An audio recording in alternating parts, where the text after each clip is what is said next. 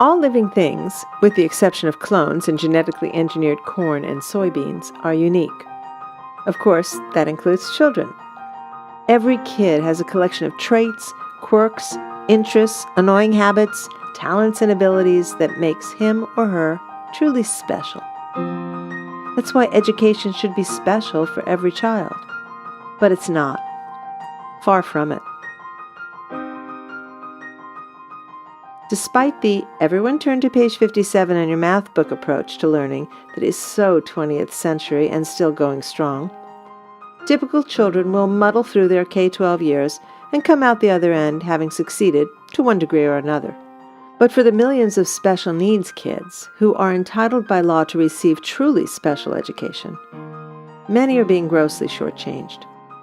Life-threatening state budget cuts aside, the crux of the problem is sometimes in the approach of educators who prejudge a child's ultimate learning potential and design programs based on what the special needs student can't do, rather than acknowledging what he or she may not be able to do yet. All kids need parents to advocate for them. Special needs kids need especially loud and pushy parents to go to bat for them at school and help them get what they require to succeed.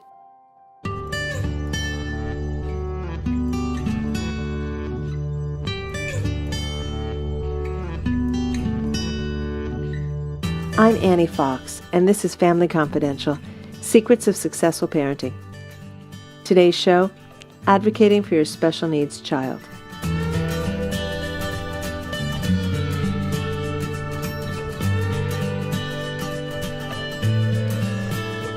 My guest today is Robert Rummel-Hudson, author of Schuyler's Monster, A Father's Journey with His Wordless Daughter.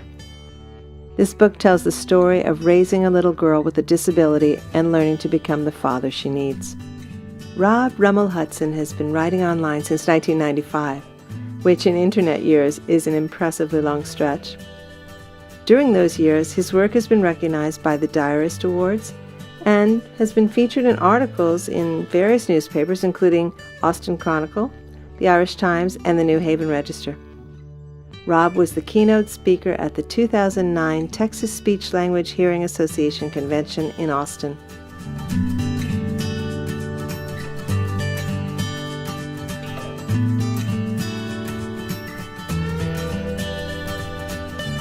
Welcome, Rob. Hello. I'm so glad you're here. I'm really appreciative of your time. I know that you're on a book tour, and the fact that you are giving me an opportunity to talk with you in depth about this amazing book, Schuyler's Monster. I'm most appreciative. This is such a love letter to your daughter. So thanks. Oh, well, thank you so much for having me. I really appreciate it.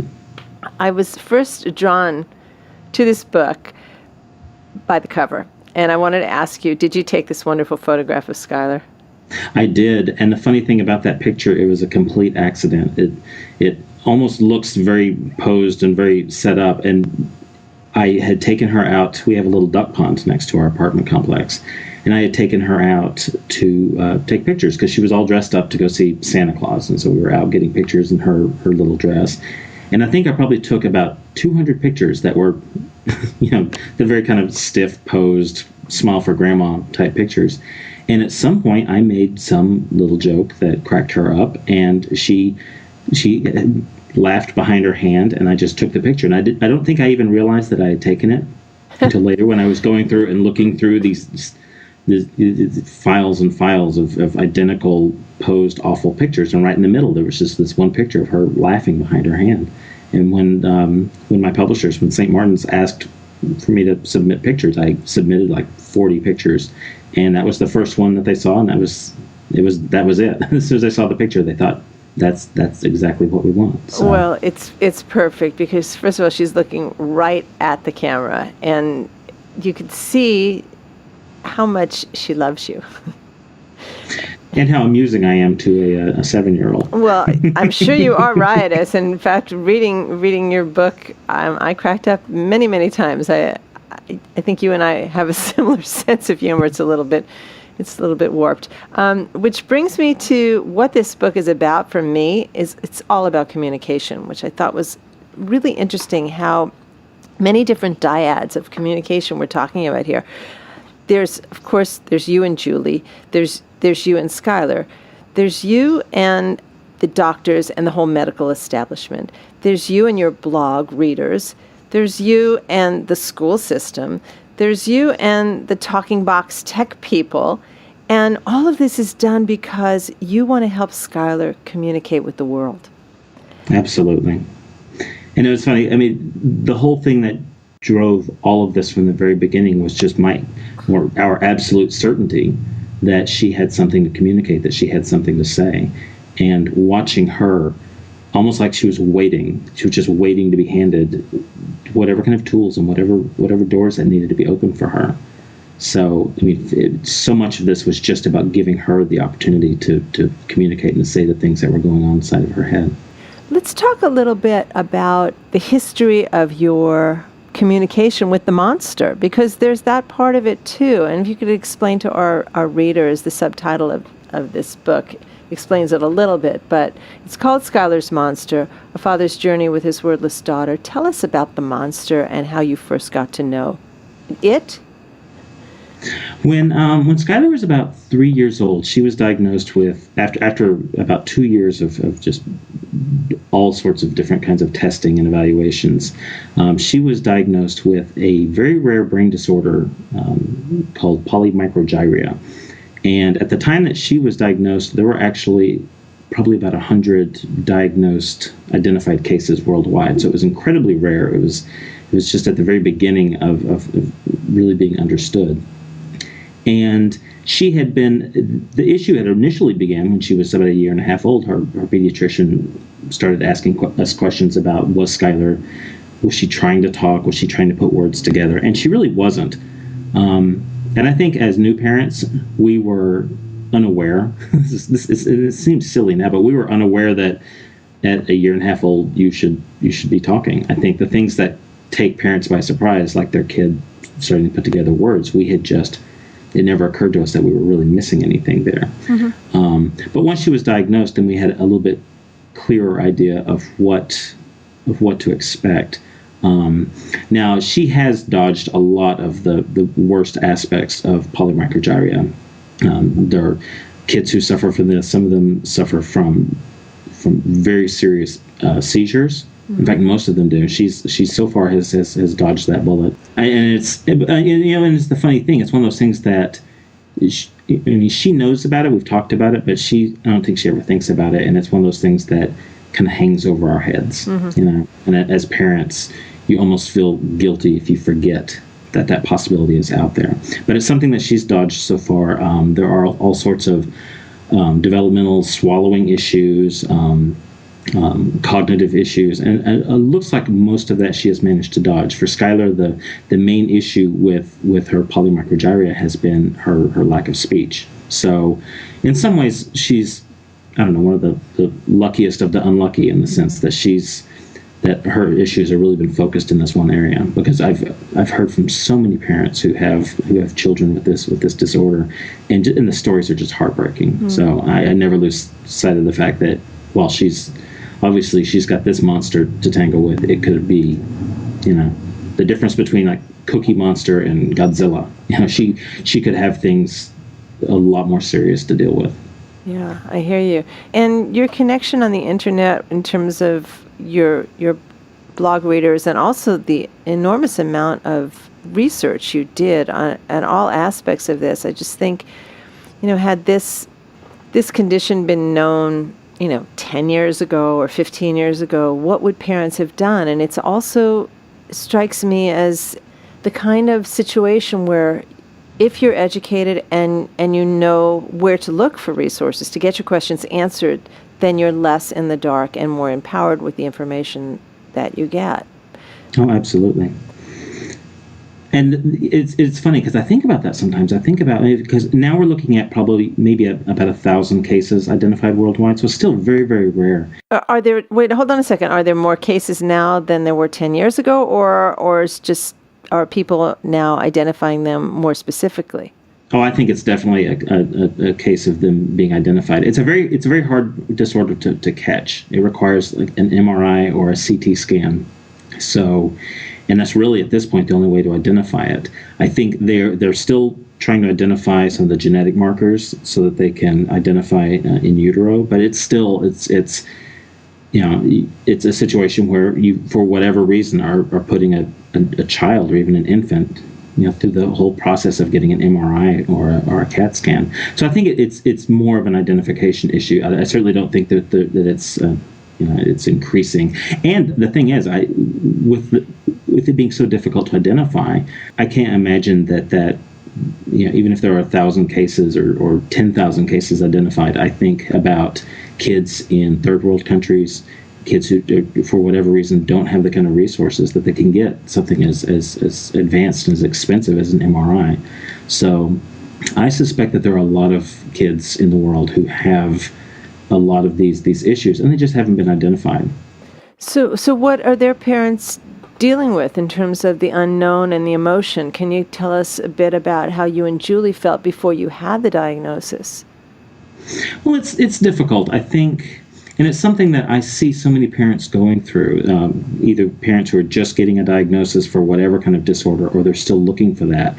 It's hard because you want, and I think this may be primarily a father issue. I don't know. I don't like to hang too much on the idea of fathers do this and mothers do this, but I think a lot of fathers, the thing that I've heard over and over again is that it's frustrating because I think typically socially, I think fathers want to try and fix things. A problem comes along and we see a problem as something to be fixed rather than something to be accommodated or something to be negotiated with. Mm-hmm. And I think for a lot of parents that there's that frustration at not being able to identify the problem. And there are so many kids who have all sorts of disorders that are just, they're not easily identified. They don't fall under, there's not a genetic marker. There's not a test that can be taken. It's something that has to be sort of investigated and ferreted out. And that can really, really weigh on parents and can really, if you're not careful, or even if you are careful, it can really erode at that sort of the foundation that your family and your relationship is built on. So in a lot of ways, that period of frustration and just trying to find an answer, that really can be the worst part. It really can be the worst part for families and for just keeping everything together. Well, you were quite honest in the book when you talked about the tension that was brewing between you and Julie during a lot of these early years, when it felt that you were at odds with each other. That it sounded to me as I was reading it that both of you were almost isolated in your own thoughts and fears about Schuyler's condition, and that the communication between the two of you had broken down. Oh, absolutely. Absolutely. And, the numbers, the statistics show that is a real danger for families with kids with disabilities.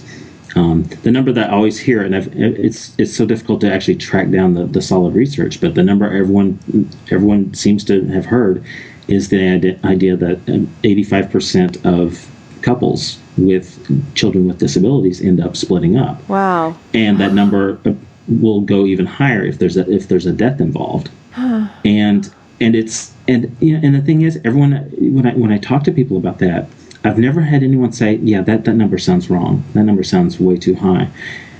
Anecdotally, people identify with that because it is difficult. I think you feel like if you're in that situation, your spouse should be the person who's best able to stand there with you and to understand and to be a part of that.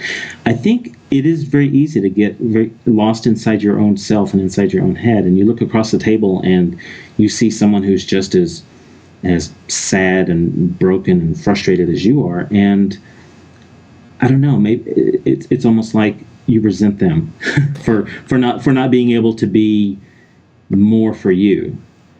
So it's very easy when you're in that same situation to really get lost in it.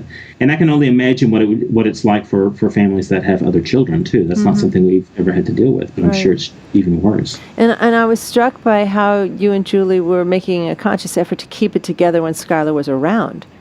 Yeah, and I think we've always, and of course this is probably futile in some way, but I think we always wanted to spare her the anxiety that we were feeling. Mm-hmm. And I don't know if we thought that we were actually sparing her that anxiety, or if just on her own, in her own way, she was just rejecting it. Because now that she's older, I still see a lot of that. She will, if things get frustrating, or just, the day-to-day things that set people off, she will ask, "Are you okay? Are you okay?" But she doesn't seem to take that worry on for herself. And I suspect on some level she was always not so much being protected from her anxiety, but just sort of rejecting it, which I think is actually, that would be a great way to live. I see Schuyler and I think, well, I would love to be like that. I would love to have that ability, but I agree. It's very healthy, and in a way, it's she knows. Look, why should I get involved in this stuff? I'm not gonna be helping it at all. And maybe in fact, she was modeling a certain objectivity about it, which is like, okay, if this is what you guys want to do, okay, I'm not going there. It's like having this little Buddha in the house. Exactly. You guys freak out, and whenever you're done, I'd like to watch SpongeBob, please. I have no time for your tragedy.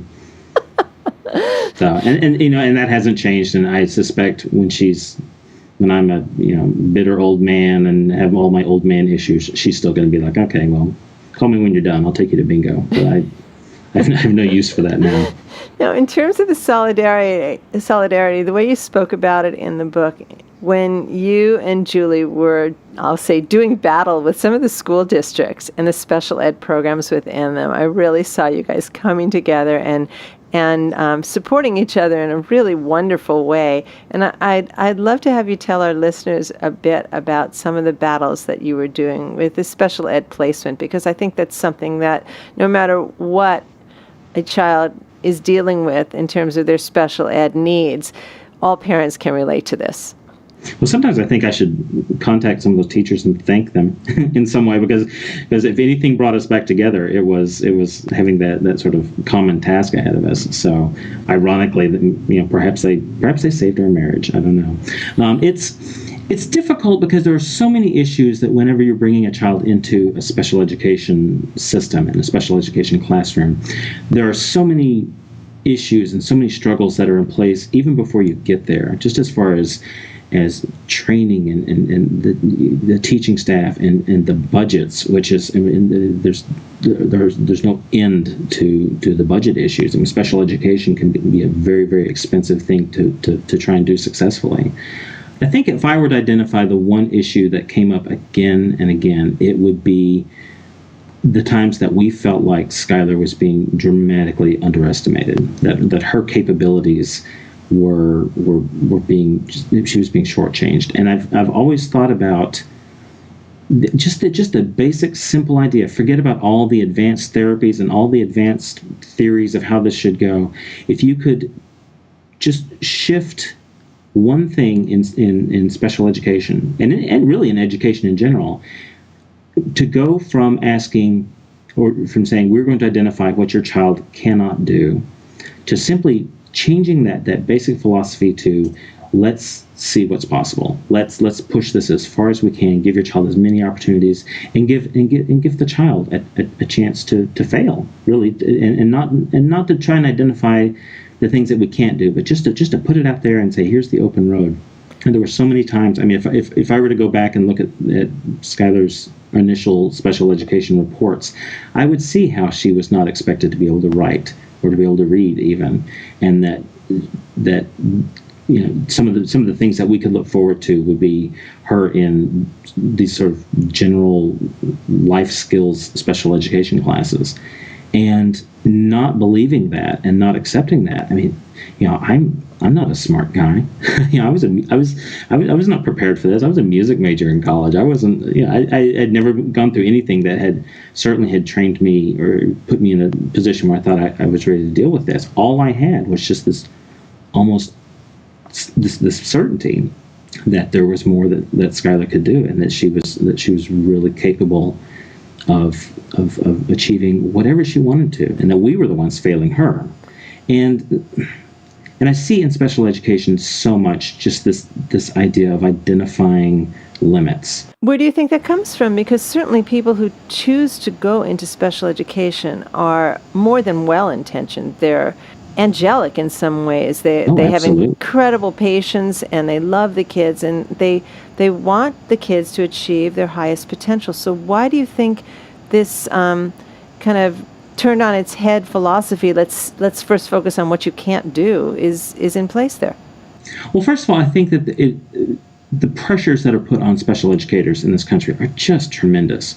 And I can't, and it's heartbreaking to see special educators that have become jaded, have become sort of broken in the profession. And I understand how that happens. I mean, you see that with regular education. You see that with teachers who go into the system. They're young and they're idealistic and they want to change the world. And it doesn't take long for that to sort of get beaten out of them just by just all the different pressures and all the things that have nothing to do with teaching. That is actually an excellent question of where that comes from. I think the love and that sort of dedication to these kids can, if you're not careful, can actually work against you. I understand the idea that I don't want to see Schuyler fail. And I understand, her teachers love her, and they've always loved her. Every teacher, even the ones that we felt like were totally off track with her, I know that they really wanted to help her, and they cared for her, and they even loved her. And I think loving a kid like Schuyler means not wanting them to fail, not wanting to see them stumble. And you have to get past that. You have to get to the point where you can say, okay, if there are limits, the way to find those limits is to let your child find them and maybe initially not be able to overcome them. One of the things that we see with Schuyler again and again, and this is a lesson I have to relearn constantly, is that if she runs into something that she can't do, the best solution for that is just to wait and let her get mad and let her get frustrated and then see what she does. Can you give us an example? Oh, I have a perfect example because it was a recent example. And I know every state has the No Child Left Behind testing. And in Texas, it's a test called the TAX, so it's Texas Assessment of something or other. Yeah, it's basically it's assessing skills and whatnot. And there are certain points where if you don't pass this test, you can't go into the next grade. And it's the kind of thing that it's just the standardized testing that schools freak out about, and they freak out about it all year long, and it's this big horrible thing. And I'm sure any teacher who's listening to this is getting that twitch in their eye just for me bringing it up. And there are accommodations for special education kids, but those accommodations can be, it's kind of a one size fits all approach, and it's I would say it's controversial, except I've never spoken to anyone who's like, no, I think these tests are great and they work out perfectly for special needs kids. So she had taken a practice version of this test along with all her classmates in her special ed class, and she just failed it miserably. They all did. It was just kind of a disaster. And the teachers had told us about this, and they were like, it just doesn't work with these kids, and so we're going to work around it, and everything will be fine. And I had actually written about this on my blog. This long, very sanctimonious, why this isn't right. These kids can't do this, and very impassioned about why these tests were unfair to special ed kids and the things that we needed to do to do that differently. And the only problem with that was she passed the test. She took this test and she passed it. And I had to go back and write another thing that was like, well, I still believe that this testing is difficult for these kids. But the thing I didn't take into account is that she would just get ticked off and would step up and knock it out of the park. and that was a case. That was an instance where Julie and I, who are and who should be her greatest advocates and should always be saying there's nothing she can't do. If she wants to fly, she's going to fly. That we had underestimated her, and it was a nice reminder that sometimes the best thing that I can do for Schuyler and the best thing that anyone can do for her is just to get out of her way, because she will see a goal and she'll tackle it one way or the other. Interesting. That is a good lesson. That's a good lesson for parents of all children. I mean, all parents should be willing to see with open eyes and an open heart what their kids are capable of, and let them do it. I think there's a lot of scaffolding going on with parents and kids often that, we don't want to push them too hard, or the idea that if they don't measure up to some communal value here that they're never going to make it. I mean, Right. kids have their own timetable, and it's impossible to compare any two children, even two children in the same family, for sure.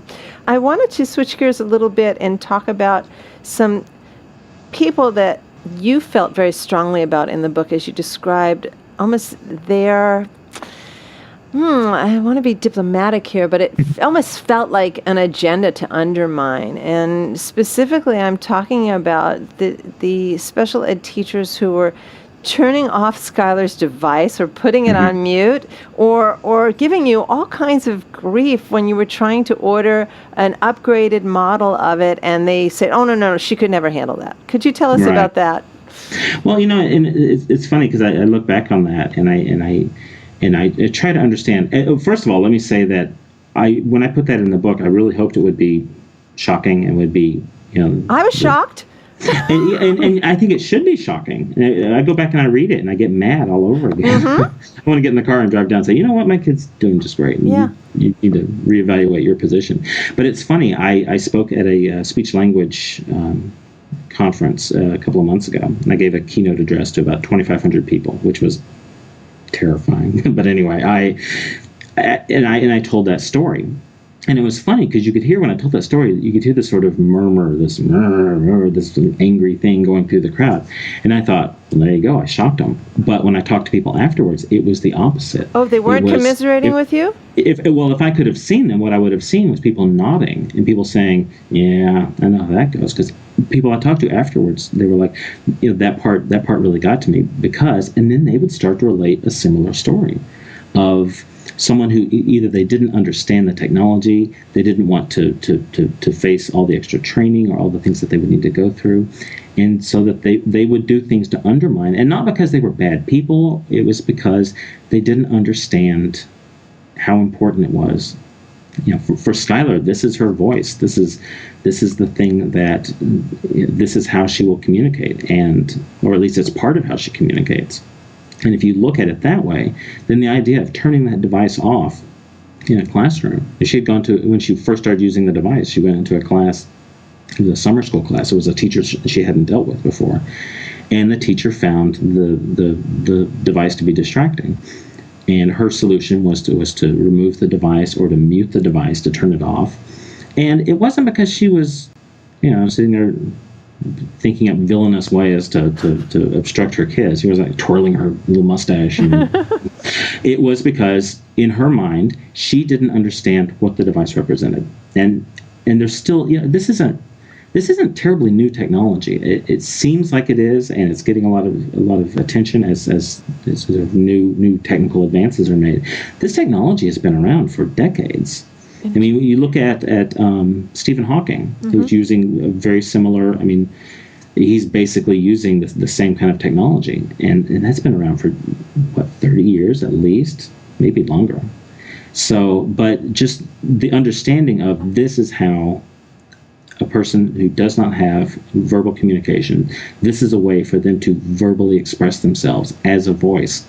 And the point that I always made to her teachers was, if she's speaking out of turn in class with the device, punish her like you would punish any other child in your class.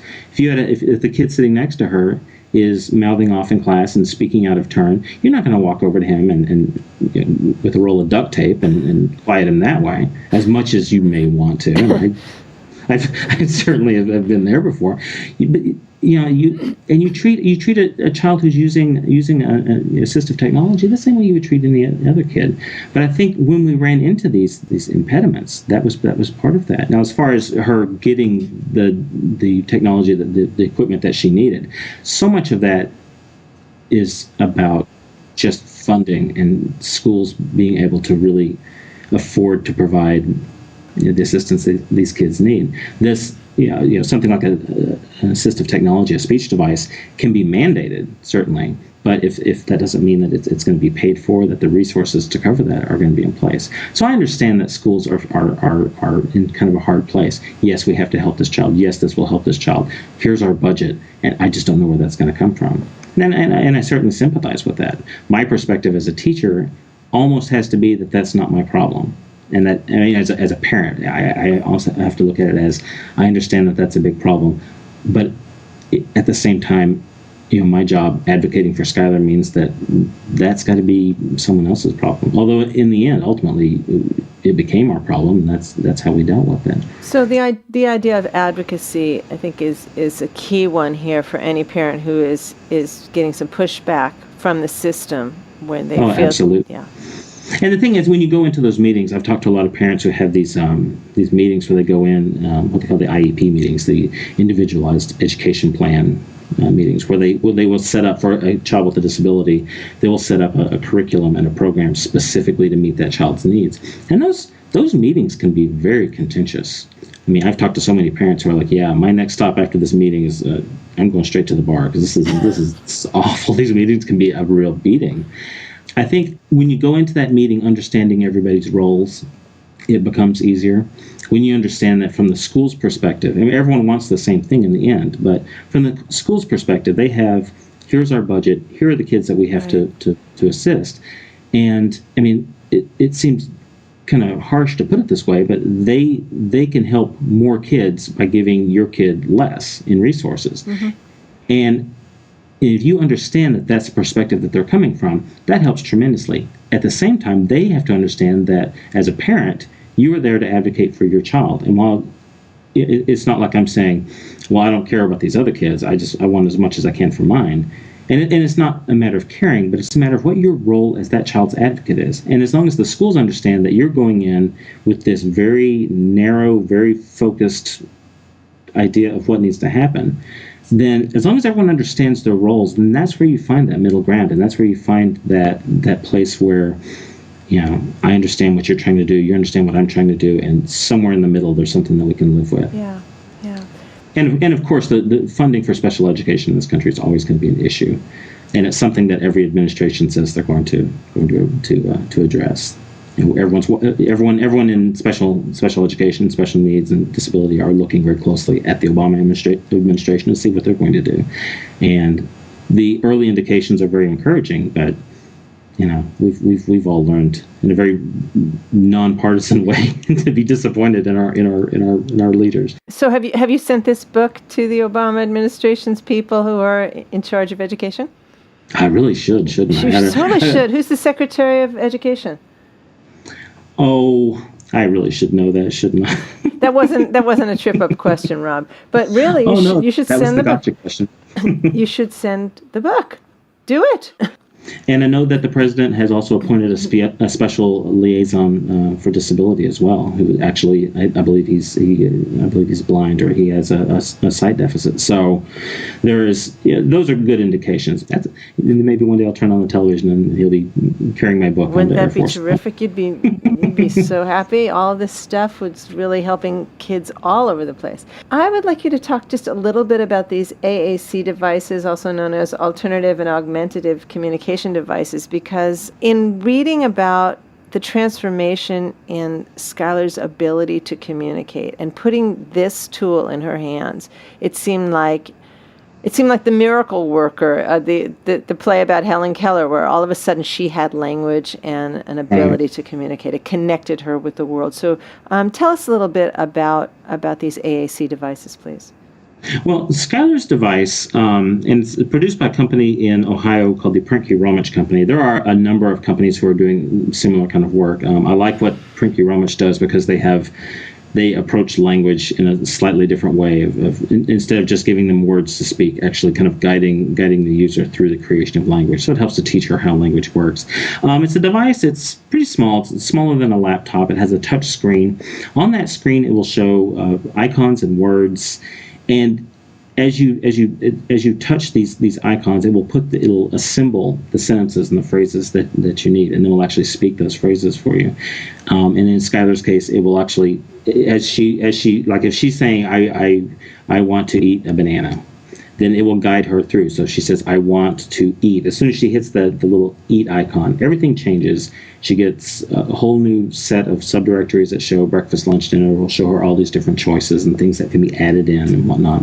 When she assembles her sentence, she can touch a little area at the top of the screen, and it will actually speak the sentence for her. Hey, does it serve up the food? That would be nice. I think the next step is the one that does it all. Chocolate crepes, please. Oh, we would have one fat little kid if that were the case. Because the amount of times that we say no to the ice cream request is really kind of daunting. But the nice thing about it is it actually speaks. I brought up Stephen Hawking before, and I think people, when they think about things like assistive technology, they think, oh, it's the robot voice. It's that, and it's a little weird to think of this little kid with this robotic voice.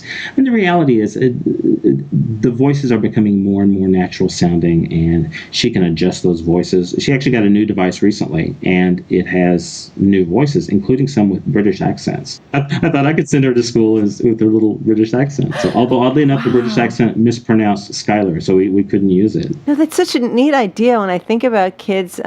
Tweens and teens who are trying on different identities, and often they dye their hair different colors, get different piercings, wear different clothes, and just trying to be someone else to figure out which fits. The idea of putting on a different voice every day is just very appealing to me. What's funny is that we really come to identify the voice that she uses as her voice. She had figured out a few years ago, when we first started doing promotion for the book, about the time we were starting to do some interviews, she figured out how to change the voice and to kind of blow away those voice settings. And we were doing an interview, and it was a radio interview. It was being recorded, and she was playing around with her device, and all of a sudden she had blown away the little kid's voice that it was programmed with. And instead it was this very deep kind of James Earl Jones sounding voice, and it was really funny. And she was, she's a stinker. She was doing it just to see how everyone reacted. Very good. But all of a sudden, her voice is like, "I want chocolate chip cookie," and I found it to be genuinely upsetting. And I realized, because it's my little girl. That's not her little girl voice. And when that happened, I realized, wow, something really important is happening here, because I'm now actually identifying her with this electronic voice. She decided last summer that she was tired of the little girl voice, and she wanted a big girl voice. That was how she put it. And so we sat down and went through all the different voices that are on the device, and you can tweak the pitch and how much variation there is in pitch and the speed. I mean, you can really customize the voice. And it was this very strange little growing moment where I was helping Schuyler find her big girl voice. Interesting. And I thought, in some ways, this is the weirdest parenting moment ever. It's like programmable puberty. And yet on some level, this is just one more step for a little girl becoming a not so little girl and growing up. And for her, it was a matter of, I don't like this little kid voice anymore. I don't identify with this little kid voice. I would like an older voice to reflect the changes that I'm going through. And as upsetting as that is for me as a father, I'm like, let's go back to the little kid voice. No, you can't hold her back. You can't. But watching her grow up like that, even in such a weird, artificial sort of way, I think any parent out there who has a little girl who's, you wake up one day like, wow, she's not so much a little girl anymore. I think they identify with that moment. It happens with boys too, because their voices all of a sudden get really deep, and that can happen overnight. I wonder if the little boys who use these voices, I wonder if there's like a puberty setting where it really widely varies, and the voice on the machine will crack and go through all of that. I think there should be a puberty setting for the little boys, but I suspect there's not. But I think this would be an ideal time to read something from this book, if you wouldn't mind. There's a section that I particularly like, and it fits in really nicely with this playing with the voices and actually getting to a point with this device. And it's probably one of the earlier ones where Schuyler is speaking through it at the first time. And if you wouldn't mind reading this section here, I think we'd find it very interesting. And I understand that you have set the device so that we can hear what it sounded like. Yeah, I've actually appropriated Schuyler's old device, and have gone back to if she came in and heard the little girl voice, I might get in trouble. But I've set it back to the voice where she used it at the time. So yeah, we'll see if I can actually use the device. Okay, let's see. She's much better at it than I am. It's, I think that's like any parent. Your kids are so much better with electronics. And as Schuyler's school year drew to a close, we gradually worked the device into her daily routine. It used a great deal of power through the day, enough so it needed to be charged every night. When we plugged it in after Schuyler went to bed, we would often find it set not to the main page, but rather to the spelling page, not an easy one to get to. This page simply had the alphabet laid out, allowing you to manually spell whatever you wanted, and then allow the device to speak your word to the best of its ability. We'd noticed that Schuyler frequently spent time on this page. It fascinated her, this ability to take letters that she'd been taught, but which never made much sense, and suddenly be able to do something with them, to put them together in ways that produced words. She spent a lot of time just futzing around on the spelling screen, usually creating words along the lines of AHJFCGVNSMJ. Lately, however, I kept finding something else waiting on the spelling field, left over from the day's experimentation. A few days later, we were sitting in the cafe at my store, waiting for Julie to arrive. I was reading a magazine, and Schuyler was munching on a chocolate chip cookie and playing around with the box. She was spelling very slowly, so it wasn't until she was almost done that it occurred to me what she was doing. S C U. Then an irritated grr and the sound of a deletion. H U Y L. I looked up suddenly, watching her look of concentration as she finished. E R. Schuyler. Schuyler. Schuyler. She repeated it a few times and then looked at me with a chocolate-coated smile. "Holy crap, Schuyler," I said. "Who taught you that?" She shrugged and went back to her cookie, the device pushed away for the time being.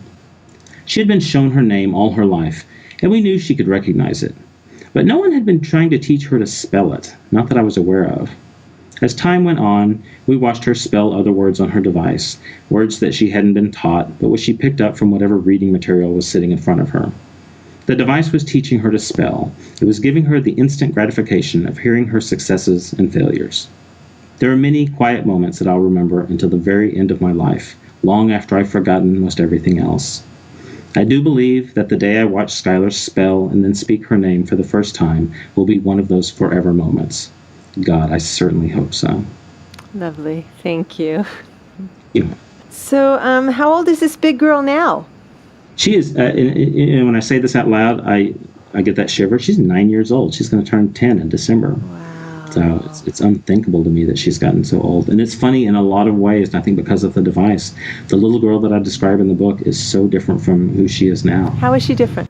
You know, I think the girl that I described in the book had this sort of otherworldly quality to her. Yeah, that comes out. Uh-huh. And she's kind of existing in her own world, and she will kind of come through and visit us in ours. But she was very lost to us in a lot of ways, and not necessarily in negative ways, but in ways that there was that separation. And I think because of the device and because of the modeling that the device has allowed her, and the ability to really understand how language and how communication works, she is in a lot of ways is just indistinguishable from any 9-year-old girl that you would meet. She's become very adept at living in a neurotypical world. It's satisfying to me because that was something that I didn't know that if we would ever see. And obviously she still has barriers to communicating, and she's always going to have those. I mean, these barriers are in place, but they don't identify her now. She's not defined by those differences now, and I think that's fantastic, and it's something that I had always hoped that we would see. Mm-hmm. So much of Schuyler has, in being a good parent to her, trying to be a good parent to her, a lot of that is believing in the future for her, but at the same time really having to let go of that sort of narrative that every parent puts together in their head. I have no doubt in my mind that Schuyler is going to be a huge success in whatever she wants to do, but unlike a lot of parents, I have no idea. I can't see it. It's not obvious, and it's going to be surprising, and that's nice, and it's terrifying at the same time. And to watch her kind of grow into this regular little girl with regular little girl issues, mm-hmm. It's nice, and it's scary at the same time. So I understand that Schuyler's in a summer program now. Does she go to school all year round? this summer program is about a 3-week program. It's a reading program that kind of gives some of the kids a little bit of extra help with reading. And the kids in the special education courses who are doing well in reading will typically go to this to kind of these classes so they can kind of stay on top of that. But the rest of the school year, she spends part of the day in this special education communication class, learning how to use the device and apply it towards her school curriculum. And the rest of her day she spends in a regular age-appropriate classroom. And tell me about her mix of friends. She has a core group of friends that are in this class that she's stayed with, and they have some very unique ways of communicating that are very kind of closed to the rest of us. And then she has just her regular neurotypical friends. I think her being in that class, being in her regular third grade and now going into a fourth grade class, it's obvious what being in a class like that does for her. But I think what it does for the rest of the kids in that class is maybe even more valuable, and it's really hard to define. But just exposing them to kids with disabilities, and not in a way that where they're trying to understand or pity, but just to be able to see Schuyler and see her friends, her classmates, as just another kid with here's and I think with little kids that's easy. Kids they kind of evaluate each other and say, okay, well, here's the weird thing about you. We'll work around that and we'll play and have a good time. She has a lot of these friends who, they look at her and they're like, yeah, she uses the speech device, but she's also really good in soccer. They see the big picture with her, and it's more than just the communication piece. I like to think that that's going to continue, and that the older that she gets, she'll still have friends, and she'll still have enemies who are neurotypical kids and who don't feel like there's anything strange about that. Maybe that's a pie in the sky thing, but I think for her generation, for kids who are being exposed to disability early on, it's not an impossible dream. I don't remember having classmates with disabilities until I was in junior high or high school. When I was Schuyler's age, I don't even know what I would have done with that. So, I think generationally, maybe it'll be different now. It's certainly different for the kids that she knows. That's the whole rationale for mainstreaming, and it certainly makes a lot of sense. You've made an excellent point when you say those kids who see her on the soccer field, they see the bigger picture. The bigger picture of who Schuyler is not just the girl who uses this special device to communicate with. And isn't that true of all of us? We all have our strengths and weaknesses, and the bigger picture is that we are more than what we appear to be.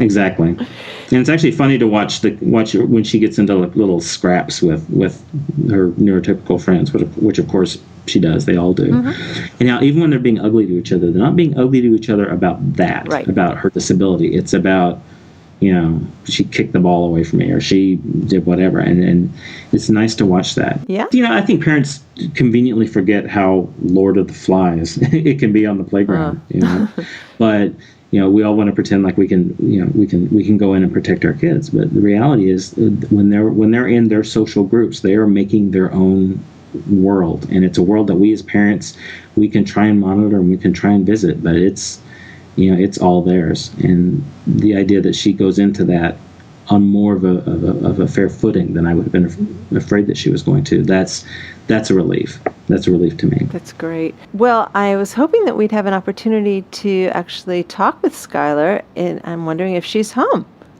I think I heard her come in. Let me go and round her up. Okay. Hold on just a second. Hi, Schuyler. Hi. Where were you just now? At school. At school? Yeah. We are firing up her device here. Her language her spoken language has also improved dramatically. She's telling me to be quiet now. She has something to say. I have a dog named Max. What kind of dog is it? What color is he? Is he purple? Is he a purple dog? Yeah. Black. I love black dogs. You like Maxie? Is he all right? Yeah. How old is Max? 2. 2? Yeah. She's holding up her fingers to the microphone. The microphone can't. Is Max a big dog or a little dog? Or an in-between dog? Big. Big. I will say for the record that he is not a very big dog, but then again, I guess when you're 9, your perspective is a little different. What else did you want? You seem like you had something you wanted to say. I have a hamster named Sweet. Does the hamster get along with the dog? They don't interact very much, do they? That's probably a good thing. Yeah. Schuyler, I had one more question for you. Huh. You've seen the cover of your dad's book? Yeah. Do you like the picture of yourself? Yeah. You're bigger than that now, right, aren't you? Mm-hmm. I'm wondering if your dad can send me a photograph of the way you look now. Could you ask him to do that for me? Yeah. That would be great. Maybe a picture of you and Max together. She liked that idea a lot. Yeah. Yeah, I like that idea too. Well, thank you very much, Schuyler. I really appreciate your talking to me. You're welcome. Thanks. Well, enjoy the rest of your summer. Bye. Bye now. Thank you, Schuyler. Mm-hmm. Okay, Rob. Well, this has been wonderful, and I really appreciate your time today. Can you tell us where my listeners might get more information about you, your blog, the book, and all of that stuff? The information about the book and lots of information about Schuyler and whatnot can actually be found. I have a website called skylersmonster.com, and it's the fun spelling that we saddled her with, the Schuyler, Schuyler's Monster. Well, thanks again. I wish you all the best of luck, and I hope to be following your blog soon. Thank you so much. I really appreciate you having us on. My pleasure. Thanks, Rob. Have a good one. Bye, Schuyler. Bye.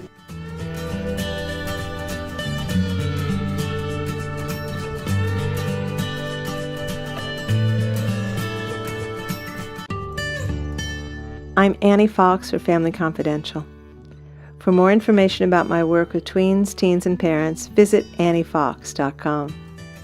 And tune in next time when my guest, Wednesday Martin, will discuss her new book, Step Monster, a new look at why stepmothers think, feel, and act the way we do. Till then, happy parenting.